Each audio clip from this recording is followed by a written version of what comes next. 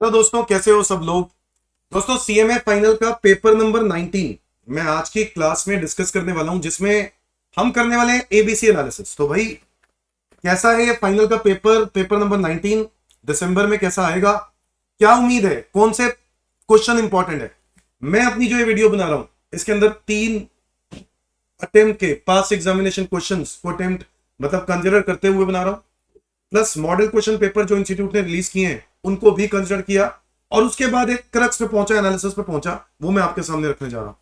ये है paper number 19 दोस्तों, जिसके अंदर सबसे ज्यादा अगर इंपॉर्टेंट टॉपिक है वो है time of supply, value of supply, place of supply, E way bill, ITC, custom valuation, duty drawback, foreign trade policy.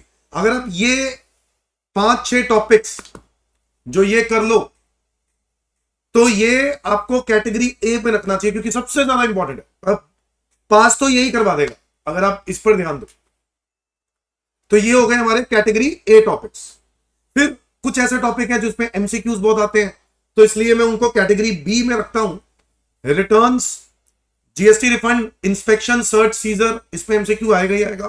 Custom procedure, procedure पे बड़ा क्वेश्चन भी आ सकता है, इसलिए रैंक बी रखी है। Dispute resolution mechanism, custom refund, composition scheme और charge of GST, इनको मैं रैंक बी में डालता हूं दोस्तों। मैं इतना इंपॉर्टेंस नहीं देता हूं, बट हां, ये भी इंपॉर्टेंट है। आप ये नहीं कह सकते कि ये इंपॉर्टेंट नहीं है, क्योंकि अगर मैं रैंक ए कह रहा हूं उसके कंपैरिजन में लेस इंपॉर्टेंट है, उसके कंपैरिजन में कम वेटेज आई हुई है, उसके कंपैरिजन में मैं ये कहूंगा कि अगर आपके पास आखिरी टाइम है तो आप इन सीक्वेंस में चैप्टर्स को पढ़ो। अगर आपकी तैयारी अच्छी अभी तक नहीं हो पाई है तो आप इन चैप्टर्स को सीक्वेंस में पढ़ो, इन सीक्वेंस में ही कंप्लीट करते रहो। और कैटेगरी सी अगर छूट भी गई तो कोई बात नहीं, कैटेगरी सी में मैंने कुछ टॉपिक डाले जैसे कि सप्लाई, सेक्शन 7 और 8, ठीक है, टीडीएस टीसीएस अंडर जीएसटी, ये नहीं भी हुआ कोई बात नहीं, zero rated supply, accounts and records, anti profiteering, custom rules, remission of custom duty और एसईजेड स्कीम।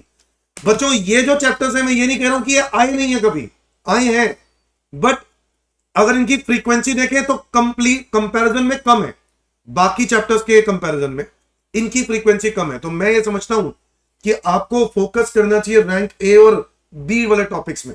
अगर आप इनको अच्छे से कर लेते हो, तो अगर आप ये नहीं भी करते हो, तो जो बच्चे एंड टाइम पे बैठे हैं और वो चाहते हैं कि मैं कैसे पास हूं, तो ये बेस्ट वे है। Is that clear?